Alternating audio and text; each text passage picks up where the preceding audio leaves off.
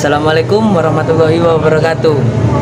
Pada mata kuliah pengantar manajemen kali ini, izinkan kami kelompok 4 untuk mempresentasikan sebuah PowerPoint yang berjudul Tanggung Jawab Sosial dan Etika Manajemen.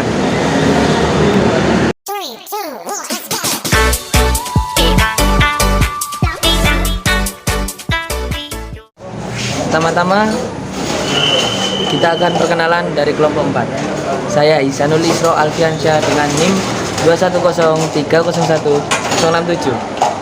Dan nama saya Diputri Maulida dengan NIM 210301070. Dan saya Dela Ega Hilma Lila Rohmafika dengan NIM 210301079. Dan saya Emirisda Muftiyah dengan NIM 210301092. Dan saya Aurelia Risma Maherta dengan NIM 210301094.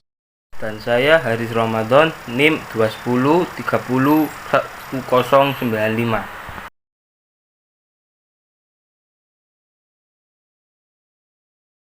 Di sini saya akan menjelaskan tentang definisi pengertian tanggung jawab sosial. Tanggung jawab sosial perusahaan atau Corporate Social Responsibility adalah bentuk kepedulian perusahaan terhadap lingkungan eksternal perusahaan melalui berbagai kegiatan yang dilakukan dalam rangka penjagaan lingkungan, norma masyarakat, partisipasi pembangunan, serta berbagai bentuk tanggung jawab sosial lainnya. CSR merupakan suatu komitmen berkelanjutan oleh dunia usaha untuk bertindak etis dan memberikan kontribusi kepada pengembangan ekonomi dari komunitas tempat ataupun masyarakat luas bersamaan dengan peningkatan taraf hidup pekerjanya beserta seluruh keluarganya. Tanggung jawab menurut Carroll. Dalam implementasinya secara ringkas, tanggung jawab sosial ini dapat digolongkan dalam 4 bentuk, yaitu pengelolaan lingkungan kerja secara baik, termasuk di dalamnya penyediaan lingkungan yang aman dan nyaman, sistem kompensasi yang layak, serta perhatian terhadap kesejahteraan karyawan dan keluarga. Yang kedua, kemitraan antara perusahaan dengan masyarakat, khususnya masyarakat lokal. Kemitraan ini diwujudkan secara umum dalam program community development untuk membantu peningkatan kesejahteraan umum masyarakat setempat dalam kurun waktu yang cukup panjang. Melalui program ini diharapkan masyarakat akan menerima manfaat keberadaan perusahaan yang digunakan untuk menopang kemandiriannya bahkan setelah perusahaan berhenti beroperasi. Yang ketiga, penanganan kelestarian lingkungan. Kegiatan ini dimulai dari lingkungan perusahaan sendiri, termasuk melakukan penghematan penggunaan listrik, air, kertas, dan lain sebagainya, sampai penanganan limbah akibat kegiatan perusahaan agar tidak mencemari lingkungan sekitar seperti kantor, pabrik, lahan, atau perumahan warga. Yang keempat, investasi sosial yang sering diartikan secara sempit sebagai kegiatan amal perusahaan. Makna sesungguhnya adalah perusahaan memberi dukungan finansial atau non-finansial terhadap kegiatan sosial dan lingkungan yang dilakukan oleh kelompok atau organisasi lain yang pada akhirnya akan menunjang kegiatan bisnis perusahaan, karena perusahaan melalui investasi sosial akan dapat menuai citra yang positif. Alasan perusahaan menerapkan tanggung jawab sosial perusahaan. Ada beberapa alasan mengapa sebuah perusahaan memutuskan untuk menerapkan CSR sebagai bagian dari aktivitas bisnisnya, yaitu ada 4. Pertama, moralitas, pemurnian kepentingan sendiri, teori investasi, dan juga mempertahankan otonomi. Moralitas sendiri adalah perusahaan harus bertanggung jawab kepada banyak pihak yang berkepentingan, terutama terkait dengan nilai-nilai norma dan keagamaan yang dianggap baik oleh masyarakat. Hal tersebut bersifat tanpa mengharapkan balas jasa. 2. Pemurnian kepentingan sendiri. Perusahaan harus bertanggung jawab terhadap pihak-pihak yang berkepentingan karena pertimbangan kompensasi. Perusahaan berharap akan dihargai karena tindakan tanggung jawab mereka baik dalam jangka pendek maupun dalam jangka panjang.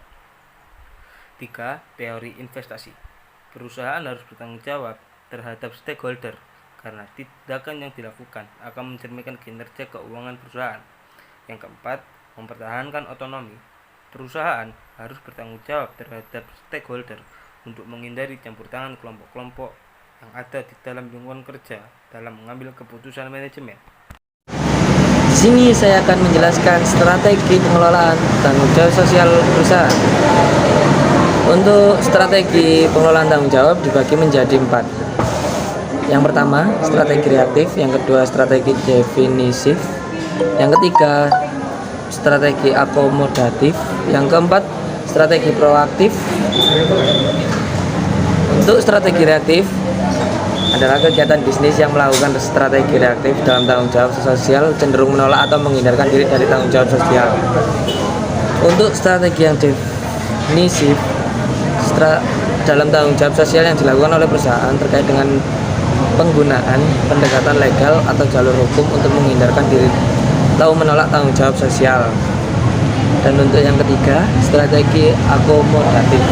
Strategi akomodatif merupakan tanggung jawab sosial yang dijalankan perusahaan dikarenakan adanya tuntunan dari masyarakat dan lingkungan sekitar akan hal tersebut. Strategi proaktif.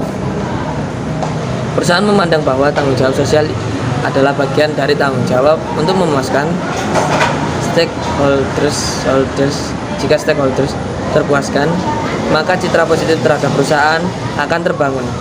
Ada pula pendapat dari para ahli mengenai tanggung jawab sosial atau cooperative social responsibility (CSR), yaitu konsep cooperative social responsibility berawal dari Howard R. Bowen pada tahun 1953 dengan definisi yaitu kewajiban atau tanggung jawab sosial dari perusahaan berdasarkan kepada keselarasan dengan tujuan objektif dan nilai-nilai value dari suatu masyarakat.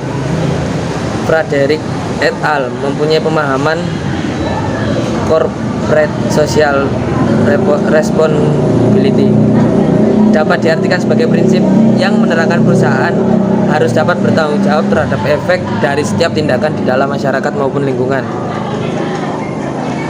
Untuk pendapat Ismail Solihin, jika CSR adalah salah satu dari bentuk tanggung jawab perusahaan terhadap pemangku kepentingan stakeholder.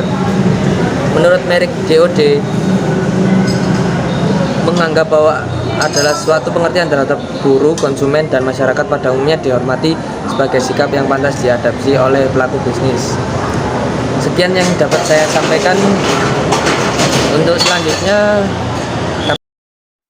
Pada slide ke-7, saya akan menjelaskan tentang beberapa etika di masa kini yang sering kali dihadapi oleh perusahaan. Antara lain adalah: yang pertama, penggunaan obat-obatan terlarang. Seperti yang kita tahu, pada zaman sekarang banyak sekali kasus mengenai narkoba.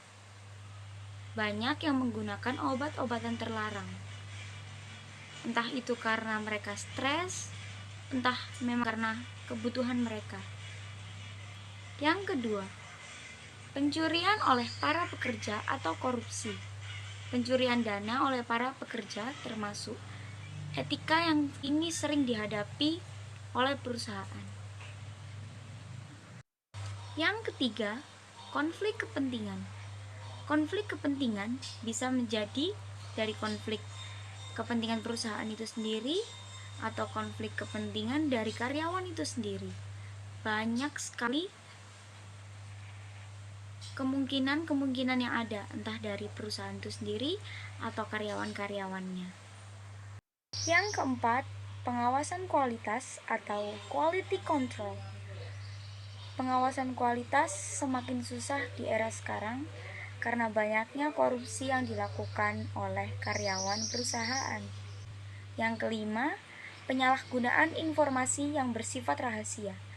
Pada zaman sekarang, mudah sekali bagi kita untuk mengakses atau menjangkau suatu informasi yang bersifat rahasia. Mendorong pelaksanaan etika dalam manajemen. Beberapa hal yang mungkin dapat dilakukan oleh perusahaan sehubungan dengan dorongan untuk pelaksanaan etika dalam manajemen. Beberapa hal yang mungkin dapat dilakukan diantaranya adalah 1. Pelatihan etika. Etika dalam manajemen perlu adanya pembiasaan-pembiasaan yang dilakukan kepada pelaku organisasi, dari mulai level tertinggi hingga terendah. 2. Advokasi etika. Upaya perusahaan untuk menjalankan etika dalam kegiatannya dengan cara menempatkan orang atau tim khusus dalam tim manajemen perusahaan. 3. Standar aturan mengenai etika perusahaan. Dengan cara 1. Perusahaan perlu menyatakan secara spesifik kepada publik mengenai kode of ethics yang mereka jalankan. 2. Agar kode of ethics ini bisa berjalan secara efektif, perlu adanya dukungan dari tim manajemen. Pendekatan etika. Ada 3 pendekatan dasar terhadap perilaku etis. Yang pertama, pendekatan utilitarian. Yang kedua, pendekatan hak-hak individual. Yang ketiga, pendekatan peradilan. Pendekatan etika. Yang pertama, pendekatan utilitarian, yaitu tindakan dan perencanaan harus dinilai berdasarkan akibat dari tindakan tersebut. Yang kedua, pendekatan hak-hak individual, yaitu kesadaran bahwa manusia memiliki hak-hak dasar yang harus dihormati dalam semua keputusan. Yang ketiga, pendekatan peradilan, yaitu pemahaman bahwa pembuatan keputusan harus wajar, adil, dan tidak bisa dalam mendistribusikan keuntungan dan kerugian bagi individual dan bagi kelompok. Pada slide ini, saya akan menjelaskan tentang 4 kriteria etika untuk menilai suatu etika menurut Griffin, yaitu yang pertama, dari sisi manfaat, yang biasa disebut benefit. Dari sisi manfaat, bisa dijabarkan seperti ini. Perusahaan merasakan manfaat dari hasil kerja keras karyawan-karyawan yang ada di perusahaan tersebut. Yang kedua, pemenuhan hak-hak atau yang biasa disebut rights. Di sini yang dimaksud itu, perusahaan memberikan privilege kepada karyawan-karyawan yang berprestasi dan memenuhi perjanjian di awal perusahaan. Yang ketiga, yaitu prinsip keadilan atau yang biasa disebut justice. Di sini, balik lagi ke nomor 2. Karyawan yang diberikan privilege itu sudah sama hal dengan perusahaan memenuhi prinsip keadilan. Yang keempat, yang terakhir adalah pemeliharaan atau caring. Dengan melakukan pemeliharaan atau caring, perusahaan dapat meningkatkan konsistensi produktivitas kegiatan dalam perusahaan tersebut. Etika manajemen. Etika manajemen adalah standar kelayakan pengelolaan organisasi yang memenuhi kriteria etika. Selain etika, dikenal pula istilah moral atau moralitas, yakni ajaran-ajaran perilaku personal berdasarkan agama atau filosofi. Bentuk-bentuk konsep dasar etika manajemen. 1. Dimensi etika dalam manajemen adalah pandangan, keyakinan, dan nilai akan sesuatu yang baik dan buruk, benar dan salah. 2. Nilai personal sebagai standar etika adalah pandangan ideal yang memengaruhi cara pandang, cara berpikir, dan perilaku dari seseorang. 3. Nilai terminal dan nilai instrumen. Nilai terminal adalah merupakan pandangan dan cara berpikir seseorang yang terwujud melalui perilakunya. Nilai instrumen adalah pandangan dan cara berpikir seseorang yang berlaku untuk segala keadaan dan diterima oleh semua. Terima kasih banyak sudah menyaksikan presentasi dari kelompok kami. Kurang lebihnya mohon dimaafkan. Jika ada pertanyaan bisa hubungi kami lewat WA ya. Assalamualaikum warahmatullahi wabarakatuh.